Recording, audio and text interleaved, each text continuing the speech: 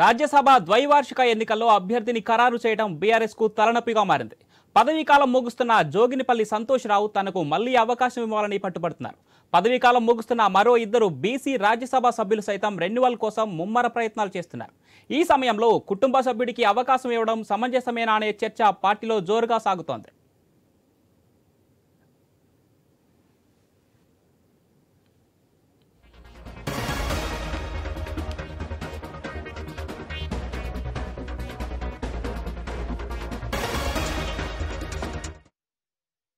జోగినపల్లి సంతోష్ రావు, బడుగు లింగయ్య యాదవ్, పద్దిరాజు రవిచంద్రలు ఖాళీ చేసే రాజ్యసభ స్థానాల కోసం తెలంగాణలో ఎన్నికలు జరగబోతున్నాయి. ఈ 3 స్థానాలు సంఖ్యాపరంగా 2 స్థానాలు కాంగ్రెస్ పార్టీ, 1 బీఆర్ఎస్ కు దక్కే అవకాశం ఉంది. కాంగ్రెస్ పార్టీ మొత్తం 3 స్థానాలకు పోటీ చేసి బీఆర్ఎస్ నుంచి కొంతమంది ఎమ్మెల్యేల మద్దతు సంపాదించి 3వ స్థానం కైవసం చేసుకోవడానికి ప్రయత్నిస్తోందని మొదట చర్చ జరిగింది. కానీ ఇప్పటికిప్పుడు ఫిరాయింపులను ఆమోదించవద్దని కాంగ్రెస్ పార్టీ సూత్రప్రాయంగా నిర్ణయించుకుంది. ఫలితంగా 2 స్థానాల్లో కాంగ్రెస్, 1 స్థానంలో బీఆర్ఎస్ అభ్యర్థులను నిలబెట్టడం ఏకగ్రీవ ఎన్నిక కావడం ఖాయంగా కనిపిస్తోంది. కాంగ్రెస్ అభ్యర్థుల ఎంపిక మొత్తం అధిష్టానం చేతుల్లో ఉండగా బీఆర్ఎస్ అభ్యర్థి ఎంపిక కేసీఆర్ చేతుల్లో ఉంది.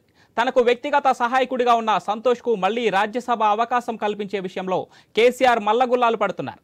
గతంలో కూడా తాను కేసీఆర్ కు వ్యక్తిగత సేవలు చేసినందుకే పదవి ఇచ్చారని, ఇప్పటికీ ఆ సేవలు కొనసాగిస్తున్నారని, మరింత ఎక్కువ సేవలు కూడా చేస్తున్నారని సంతోష్ అంటున్నారు. కాబట్టి తనకు మరో అవకాశం ఇచ్చి తీరాలని కోరుతున్నారు సంతోష్ కుమార్. అనారోగ్యంతో ఉన్న కేసీఆర్ ను రేయింబావులు కంటికి రెప్పలా కాపాడుకుంటున్నారని, మందులు అందిస్తున్నారని, అన్ని పనులు చేస్తున్నాను కాబట్టి తనకే అవకాశం ఇవ్వాలని కోరుతున్నారు.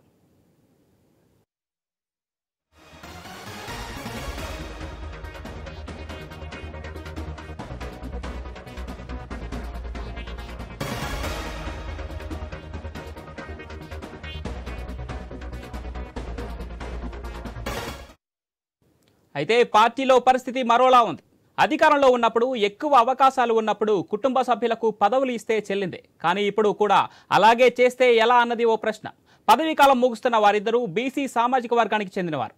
బడుగుల లింగయ్య యాదవ్ కులానికి, రవిచంద్ర మున్నూరు కాపు కులానికి చెందినవారు. తెలంగాణలో ఈ 2 కులాల ప్రభావం చాలా ఎక్కువగా ఉంది. అలాంటి బీసీలకు అవకాశం ఇవ్వకుండా కుటుంబ సభ్యుడికి ఎలా అవకాశం ఇస్తారనే చర్చ నడుస్తోంది. మరో ముఖ్య విషయం ఏంటంటే సంతోష్, లింగయ్య ఇద్దరు 6 ఏళ్ల పదవీ కాలం పూర్తి చేయగా రవిచంద్ర మాత్రం బండ ప్రకాష్ రాజీనామా చేయడంతో ఏర్పడిన ఖాళీకి జరిగిన ఉప ఎన్నికలో ఎన్నికయ్యారు. తాను పూర్తికాలం పదవిలో లేనందున తనకు మరో అవకాశం ఇవ్వాలని రవిచంద్ర కోరుతున్నారు. ఈ ఇద్దరు బీసీ నాయకులు కూడా పార్టీలో బయట తమ కులానికి చెందిన నాయకులతో పార్టీ ఒత్తిడి తెచ్చే ప్రయత్నం చేస్తున్నారు.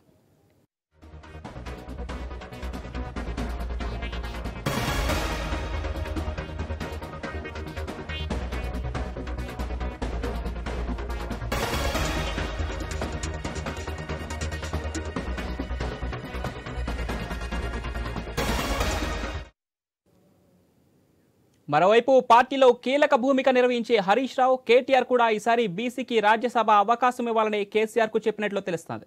అసలే కుటుంబ పాలన అని, కుటుంబ పార్టీ అని కాంగ్రెస్, బీజేపీ ప్రచారం చేస్తున్నాయని, సంతోష్ కు అవకాశం ఇస్తే ఎన్నికల్లో ఓడిపోయినా వారిలో మార్పు రాలేదని, ఇంకా విమర్శలు ఎక్కువ చేస్తారని వారు పెద్దసారికి వివరించినట్లు సమాచారం.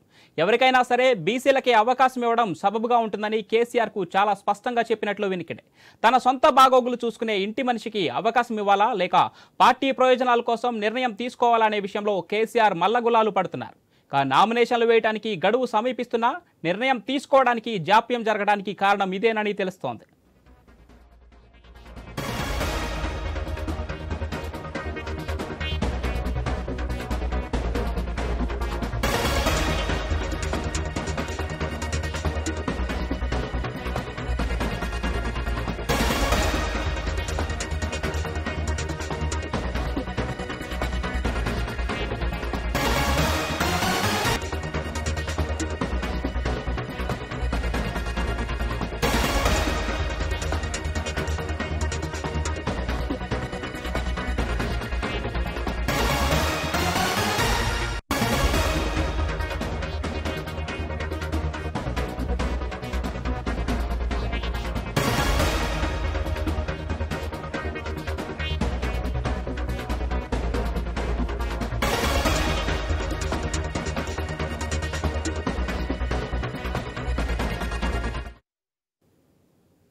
రాజ్యసభ ద్వైవార్షిక ఎన్నికల్లో అభ్యర్థిని ఖరారు చేయడం బీఆర్ఎస్కు తలనొప్పిగా మారింది.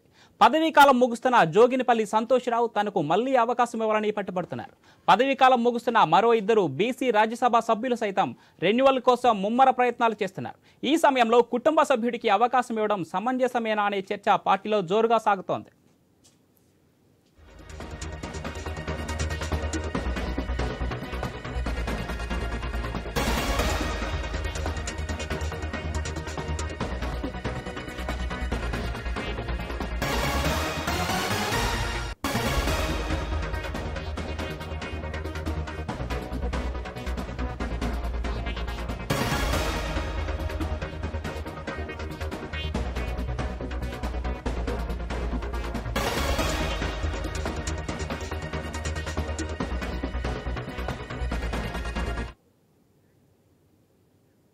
జోగినపల్లి సంతోష్రావు, బడుగుల లింగయ్య యాదవ్, వద్దిరాజు రవిచంద్రలు ఖాళీ చేసే రాజ్యసభ స్థానాల కోసం తెలంగాణలో ఎన్నికలు జరుగుతున్నాయి.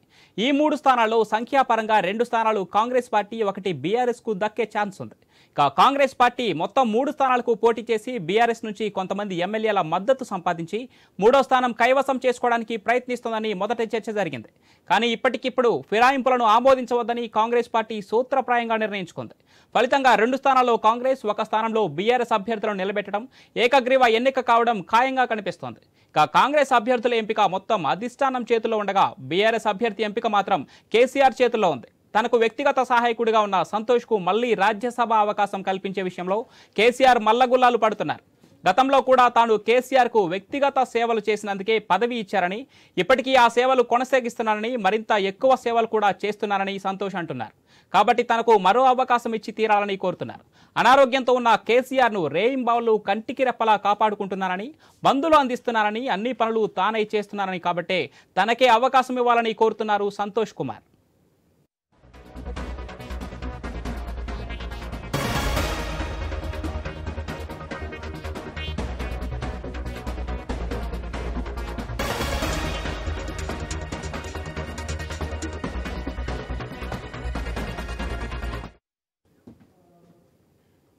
అయితే పార్టీలో పరిస్థితి మరోలా ఉంది.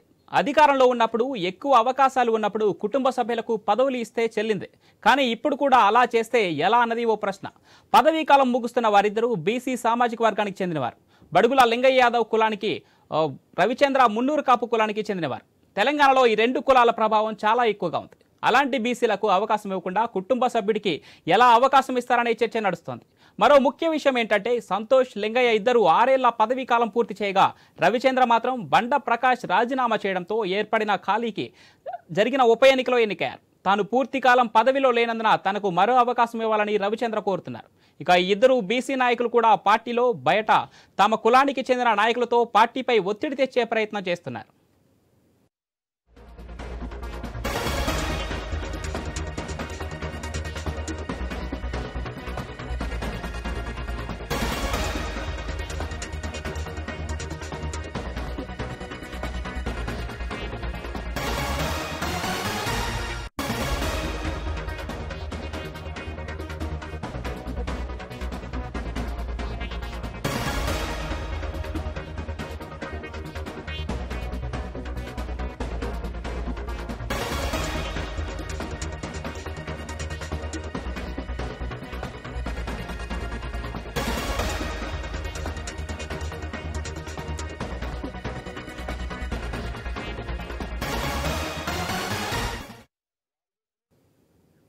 బీఆర్ఎస్లో రాజ్యసభ టికెట్ కేటాయింపుకు సంబంధించి మరింత సమాచారం మా ఇన్పుట్ ఎడిటర్ శ్రీకాంత్ లైవ్లో అందిస్తారు. శ్రీకాంత్, మనం చూసుకుంటే రేపటితో రాజ్యసభ నామినేషన్కు గడువు పూర్తిగా వస్తుంది. ఇంతకీ గులాబీ దళపతి ఏమనుకుంటున్నారు? రాజ్యసభ టికెట్ ఎవరికి కేటాయించబోతున్నారు? ఎస్ పవన్, నిజానికి అంటే మీరు చెప్తున్నట్టుగా తెలంగాణలో 3 రాజ్యసభ స్థానాలకు గాను దాంట్లో కాంగ్రెస్ పార్టీ ఇప్పటికే 2 ప్రకటించింది. దాంట్లో రేణుకా చౌదరి అట్లాగే అనిల్ కుమార్ యాదవ్ పేర్లను ప్రకటించింది. సో ఇట్లా నేపథ్యంలో టీఆర్ఎస్ పార్టీకి అంటే బీఆర్ఎస్ పార్టీకి 1 స్థానం ఉంటుంది. అంటే ఇట్లా నేపథ్యంలో ఇక్కడ 2:1 పద్ధతిలో తీసుకుంటున్న విషయం మాత్రం స్పష్టంగా కనిపిస్తుంది. సో కాంగ్రెస్ పార్టీలో అంటే గతంలో ఖమ్మం నుంచి రేణుకా చౌదరి పోటీ చేస్తారేమో అన్నటువంటి వార్తలు వినిపించినా కానీ రేణుకా చౌదరికి ఈసారి రాజ్యసభ బెర్త్ ఖరారు కావడంతో అక్కడ ఒక ఉత్కంఠ మాత్రం మాత్రం దిగడం జరిగింది. సో ఇక్కడ నుంచి అంటే ఖమ్మం నుంచి మళ్ళీ ఎంపీ స్థానంలోకి ఎవరు వస్తారు ఆ అంశాన్ని అట్లా ఉంచితే గనక కాంగ్రెస్ పార్టీ మాత్రం 2 స్థానాల్లో అభ్యర్థులు మాత్రం ఖరారు చేసింది. ముందుగా రేణుకా చౌదరిని ఖరారు చేసి ఆ తర్వాత ఏఐసీసీకి ఒక స్థానం రిజర్వ్ చేస్తారేమో అని కొంతవరకు ఊహాగానాలు వినిపించినా కానీ సో ఇద్దరిని మాత్రం ఖరారు చేయడం జరిగింది. అంజన్ కుమార్ యాదవ్ వాళ్ళ అబ్బాయి అనిల్ కుమార్ యాదవ్ని ప్రస్తుతానికి రాజ్యసభకు కాంగ్రెస్ పార్టీ అనౌన్స్ చేసినటువంటి సిచ్యువేషన్ చూస్తున్నాం. ఇక బీఆర్ఎస్ పార్టీ తరపున అంటే ఇప్పటికున్న స్థానాలు కూడా బీఆర్ఎస్ పార్టీ నుంచే ఉన్నటువంటి ఈ పరిస్థితి. అటు బడుగు లింగయ్య యాదవ్ కానీ అట్లాగే జోగినపల్లి సంతోషే కానీ గాయత్రి రవి అంటే వద్దిరాజు రవిచంద్ర సో వీళ్ళ స్థానాలు ఖాళీలు అవుతున్నటువంటి నేపథ్యంలో అందులో 2 కాంగ్రెస్ పార్టీ డిసైడ్ చేసినటువంటి క్రమం, ఇంకోవైపు బీఆర్ఎస్ పార్టీలో ఎవరిని నియమించబోతోంది, ఎవరిని ఈసారి మళ్ళీ అవకాశం ఇవ్వబోతోంది, మాజీ ముఖ్యమంత్రి కేసీఆర్ ఈసారి ఎవరికి అవకాశం కల్పించబోతున్నారు అన్నది మాత్రం ప్రధానంగా ఒక ఉత్కంఠ మాత్రం కనిపిస్తోంది. అయితే ఇట్లాంటి నేపథ్యంలో ఒకటి కీలకమైనటువంటి అంశం బీఆర్ఎస్ పార్టీని ప్రధానంగా గతం నుంచి వేధించింది. కల్వకుంట్ల కుటుంబ పాలనగా మారిపోయింది తెలంగాణ రాష్ట్రం మొత్తం. అన్ని పదవులు వాళ్ళ ఇంట్లోనే ఉంటాయంటూ కూడా చాలా కాలం నుంచి ఆనాడు ప్రతిపక్షం ఉన్నటువంటి కాంగ్రెస్ పార్టీ అయితేనేమి భారతీయ జనతా పార్టీ అయితేనేమి అందరూ కూడా మాట్లాడినటువంటి సందర్భం. సో ఇట్లా నేపథ్యంలో జోగినపల్లి సంతోష్ రావు విషయానికి వస్తే ఆయన విషయంలో ప్రధానంగా కేసీఆర్ అనారోగ్యంగా ఉన్నప్పుడు మందు గోళీలు ఇవ్వడానికి కానీ లేదంటే ఆయన ఆరోగ్య పరిస్థితులు యోగక్షేమాలు బాగోగులు చూసుకోవడానికి కానీ నాతో ఒక మనిషి ఉంటాడు అంటూ అంటే ఒక గిఫ్ట్ కింద రాజ్యసభకు జోగినపల్లి సంతోష్ని పంపించడం జరిగింది కేసీఆర్. ఈ మాట బాహాటంగానే అనడం జరిగింది. బట్ ఇట్లా నేపథ్యంలో ఈసారి జోగినపల్లి సంతోష్ కుమార్ అంతకు మించి అంటే గతంలో అనారోగ్యం పరిస్థితి వేరు, ఇప్పుడు ఉన్నటువంటి పరిస్థితి వేరు. మాజీ ముఖ్యమంత్రి కేసీఆర్ ఎన్నికల తర్వాత రిజల్ట్స్ అనౌన్స్ అయినటువంటి క్రమంలో ఆయన తన ఇంట్లో కాలు జారి కింద పడడం, తుంటి ఎముక విరిగిపోవడం. సో దానికి సంబంధించి ఆ రోజు నుంచి కూడా జోగినపల్లి సంతోష్ నేను కేర్ తీసుకుంటున్నా అంటూ కూడా ఇంట్లో మాట్లాడుతున్నట్టు కూడా కొంతవరకు ఫామ్ హౌస్ లీకులు అని అనుకోవచ్చు, నథింగ్ బట్. సో కొన్ని లీకులు మాత్రం అనిపిస్తున్నాయి. సో కుటుంబంలో మళ్ళీ ఒక ఇట్లాంటి అలజడి మాత్రం కనిపిస్తోందంటూ కూడా రాజకీయ వర్గాల్లో వినిపిస్తోంది. మరోవైపు ఇటు గాయత్రి రవి గురించి కూడా మాట్లాడుకోవాలి. ఎందుకంటే బండ ప్రకాష్ రాజీనామాతోటి ఆ స్థానం ఖాళీ అయితే అక్కడ గాయత్రి రవిని పార్టీ ఆదేశించడం జరిగింది. గాయత్రి రవికి రాజ్యసభకు అవకాశం ఇవ్వడం జరిగింది. సో ఇట్లా నేపథ్యంలో కొంతకాలం మాత్రమే నేను రాజ్యసభలో ఉన్నాను, సో నన్ను పూర్తి కాలం ఉంచాల్సినటువంటి అవసరం ఉంది. సో బీసీ సామాజిక వర్గం మరొక వైపు, సో మున్నూరు కాపు సామాజిక వర్గానికి చెందినటువంటి వ్యక్తి గాయత్రి రవి. సో తను కూడా నాకు రెన్యువల్ చేస్తే బాగుంటుంది అన్నట్టు కూడా తను మాట్లాడుతున్నారు. ఎట్ ద సేమ్ టైం తన సామాజిక వర్గం నుంచి కూడా ఒత్తిడి తెస్తున్నట్టుగా, బయట నుంచి ఒత్తిడి తెస్తున్నట్టుగా కూడా తెలుస్తోంది. మరొక వైపు బడుగు లింగయ్య యాదవ్ ఆయన 6 సంవత్సరాలు పూర్తిగా కూడా రాజ్యసభ పదవిలో ఉన్నారు. సో తను కూడా యాదవ్ సామాజిక వర్గానికి చెందినటువంటి వ్యక్తి కాబట్టి సో యాదవ్ సామాజిక వర్గం తెలంగాణలో చాలా బలమైనటువంటి సామాజిక వర్గం. At the same time Munnuru Kapu కూడా చాలా బలమైనటువంటి సామాజిక వర్గం. సో ఇద్దరు బలమైనటువంటి నేతలు కూడా అంటే బడుగు లింగయ్య యాదవ్ పూర్తి కాలం రాజ్యసభలో ఉన్నారు, గాయత్రి రవి నేను చాలా కొంతకాలం మాత్రమే ఉన్నాను, బండ ప్రకాష్ రాజీనామా తర్వాత ఎంటర్ కావడం జరిగింది. సో ఇట్లా నేపథ్యంలో నాకు మళ్ళీ అవకాశం కల్పించాలంటూ కూడా అధిష్టానం దగ్గర అంటే మాజీ ముఖ్యమంత్రి కేసీఆర్ దగ్గర తను ప్రెజర్ చేస్తున్నట్టుగా తెలుస్తోంది. ఈ అంశం అంతా ఇట్లా ఉంటే కనుక బట్ కుటుంబంలోనే ఒక రగడ స్టార్ట్ అవుతోందా అన్నది ప్రధానంగా వినిపిస్తోంది. ఒకవేళ అదే జరిగి మళ్ళీ సంతోష్ రావుకి కనుక రెన్యువల్ చేస్తే ఖచ్చితంగా ఈసారి బీఆర్ఎస్ పార్టీకి మాత్రం చాలా పెద్ద ఎదురుదెబ్బ అని చెప్పడంలో ఎట్లాంటి సందేహం లేదు. ఎందుకంటే ఇప్పటికే అటు కవితను ఓడిపోయిన నిజామాబాద్ ఎంపీ ఎలక్షన్స్లో ఓడిపోయినటువంటి కవితను ఎమ్మెల్సీగా ఇచ్చి మళ్ళీ శాసన మండలికి పంపించినటువంటి పరిస్థితులు మనం చూసాం. సో గతంలో స్థానిక సంస్థల్లో కూడా తనను గెలిపించుకున్నటువంటి పరిస్థితి చూసాం. సో ఇట్లాంటి నేపథ్యంలో కుటుంబ సభ్యులు ఖాళీగా ఉంటే వాళ్ళను తీసుకెళ్లి మళ్ళీ చట్టసభల్లో కూర్చోబెట్టినటువంటి చరిత్ర కల్వకుంట్ల చంద్రశేఖర్ రావుది అంటూ కూడా ప్రతిపక్షాలు మాట్లాడడం జరిగింది. ఇప్పటికే తెలంగాణ ప్రజలు కేసీఆర్ కుటుంబాన్ని కాదనుకొని ప్రజాపాలన కావాలంటూ కూడా వాళ్ళంతా కలిసి అంటే తెలంగాణ ప్రజానీకం కాంగ్రెస్ పార్టీకి అవకాశం ఇవ్వడం జరిగింది. బట్ ఇట్లాంటి నేపథ్యంలో ఒకవేళ మళ్ళీ గనక కుటుంబ సభ్యుడికే జోగినపల్లి సంతోష్ రావుకే గనక అవకాశం ఇస్తే మళ్ళీ రెన్యువల్ చేస్తే గనక ఖచ్చితంగా బీఆర్ఎస్ పార్టీకి పెద్ద ఎదురుదెబ్బగా మారుతుంది. ప్రతిపక్షాలు కూడా ఈ అంశాన్ని ప్రధానంగా బలంగా వాదించే అవకాశాలు కూడా ఉంటాయి. సో తెలంగాణ ప్రజల్లో ఇప్పటికే కుటుంబ పాలన అంటూ ఒక పేరు తీసుకురావడం జరిగింది కాబట్టి ఆ పాలనకు అంటే ప్రజల్లో ఇంకా వ్యతిరేకత వచ్చే అవకాశాలు ఎక్కువగా ఉంటాయి. సో మాజీ ముఖ్యమంత్రి ఎట్లాంటి నిర్ణయం తీసుకోబోతున్నారు ఇప్పటికంటే చాలా సందర్భాల్లో కొంతమంది భారతీయ జనతా పార్టీ నాయకులే కానీ లేదంటే మిగతా ఆనాడు కాంగ్రెస్ పార్టీ నాయకులే కానీ అయితే శ్రీకాంత్ ఇప్పుడు మనం చూసుకుంటే కాంగ్రెస్ పార్టీ బీఆర్ఎస్ ఎమ్మెల్యేని కొంతమందిని తమ కాంగ్రెస్ పార్టీలోకి ఆహ్వానించి ఆ తర్వాత 3వ రాజ్యసభ సీటు కూడా పోటీ చేస్తుందనే వార్తలు అయితే గట్టిగా వచ్చాయి. అయితే ఇప్పుడు కాంగ్రెస్ పార్టీ యూటర్న్ తీసుకోవడానికి ప్రధాన కారణం ఏమై ఉండొచ్చు? ఎస్, అంటే ఇప్పటికిప్పుడు పార్టీ ఫిరాయింపుల్ని తీసుకుంటే కనుక ఖచ్చితంగా అది ఎఫెక్ట్ పడే అవకాశాలు ఉంటాయి. సో కాంగ్రెస్ పార్టీ ఆచితూచే వెళ్తోంది.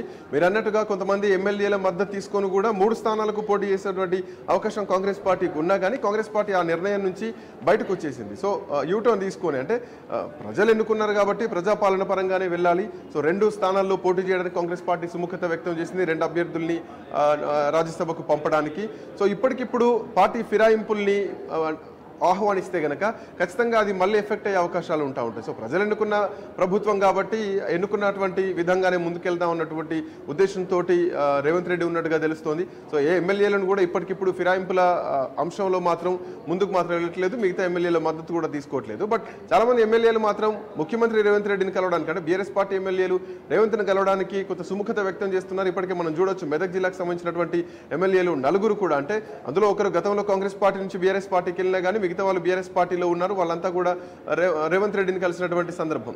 సో మిగతా కూడా కొంతమంది మధ్యలో అసెంబ్లీ లాబింగ్ లో కూడా ఉత్తర తెలంగాణకు చెందినటువంటి ఒక ఎమ్మెల్యే కూడా ముఖ్యమంత్రిని కలిశారు అన్నది కూడా ప్రధానంగా కొన్ని అసెంబ్లీ వర్గాల నుంచి వినిపించినటువంటి అంశం. సో ఇట్లాంటి నేపథ్యంలో సో కాంగ్రెస్ పార్టీ అట్లాంటి నిర్ణయంలో మాత్రం ముందడుగు వేయలేదు. ఇప్పటికిప్పుడు ఫిరాయింపులు తీసుకోవాల్సినటువంటి అవసరం లేదన్నటువంటి డెసిషన్లో 2 స్థానాలకు 2టికి మాత్రం అభ్యర్థులను ఖరారు చేసింది. ఒకటి అనిల్ కుమార్ యాదవ్, మరొకటి రేణుకా చౌదరి పేర్లను.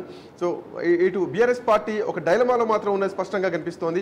ఇప్పటికే కాంగ్రెస్ పార్టీ ప్రభుత్వం ఎప్పుడు అవకాశం దొరికినా కానీ ఖచ్చితంగా అటు అసెంబ్లీ చూడట్లేదు, బహిరంగ సభలు చూడట్లేదు, ప్రెస్ మీట్లు చూడట్లేదు. గత పాలకుల తప్పిదాలు ఏంటి అన్నది ఏకిపారేస్తున్నటువంటి సందర్భం.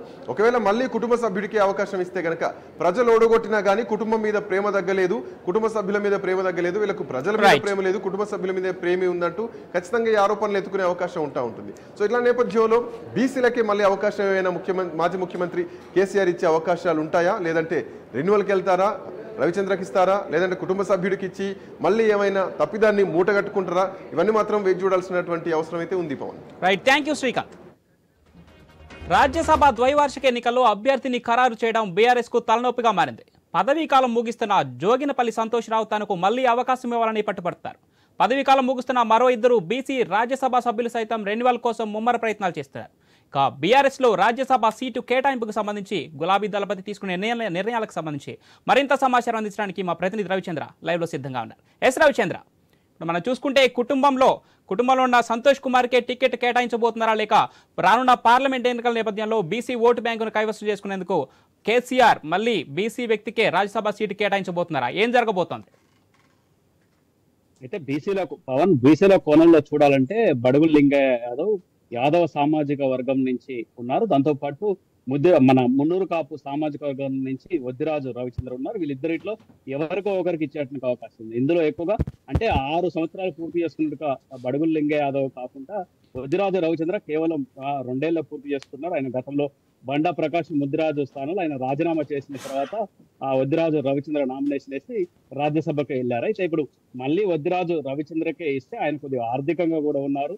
ఎందుకంటే ఎమ్మెల్యేలకు సంబంధించి ఏదన్నా ఆ విధంగా ఆర్థికంగా ఉన్నారు కాబట్టి రకరకాలుగా ఏ విధంగా చూసుకున్నా పార్టీ ఆయనకే ఇవ్వడం కరెక్ట్. ఎందుకంటే ఒక కోణంలో 2 ఏళ్ల వరకే ఆయనకి ఇచ్చాం. ఆ విధంగా దాంతోపాటు మున్నూరు కాపులు, దాంతోపాటు యాదవ సామాజిక వర్గం తెలంగాణ సమాజంలో ఎక్కువగా ఉంటుంది కాబట్టి ఓటు బ్యాంక్. ఎందుకంటే దగ్గరలో 2-3 నెలల్లో లోక్సభ ఎన్నికలు కూడా ఉన్నాయి కాబట్టి దాని దృష్టిలో ఉంచుకొని ఎక్కువగా బీసీల వైపే కేసీఆర్ వెళ్ళేటువంటి అవకాశాలు ఉంటాయని చెప్పుకోవచ్చు. ఎందుకంటే భవిష్యత్తులో సంతోష్ రావుకు పదవులు ఇవ్వడానికి భవిష్యత్తులో ఏదో ఒక సందర్భంగా ఇచ్చేటువంటి అవకాశం ఉంది. భవిష్యత్తులో ఎమ్మెల్సీ చేయొచ్చు, రాజ్యసభ చేయొచ్చు, ఏదో ఒక విధంగా పార్టీ లేదంటే ఆయనకు వ్యక్తిగతంగా రాజకీయంగా చాలా అన్ని రకాలుగా వాడుకోవచ్చు. కాకపోతే ఇప్పుడున్నట్టుగా పరిస్థితుల్లో రేపు ఎన్నికలు ఉన్నాయి. ఇప్పటికే గత ఎన్నికల్లో కొంత వ్యతిరేక పవనాలు వ్యతిరేకత కనిపించింది కాబట్టి అలాంటి పూడ్చుకునేందుకు ఆ పరిస్థితి మళ్ళీ దాపురించకుండా మళ్ళీ పునరావృతం కాకుండా ఉండేందుకు ఎక్కువగా వద్దిరాజ రవిచంద్రకి వెళ్ళేటువంటి అవకాశం ఎక్కువ కనిపిస్తుంది. లేదంటే ఆ మున్నూరు కాపు కాకుండా యాదవ్ సామాజిక వర్గం పోవాలనుకుంటే బడుగు లింగ యాదవ్ కు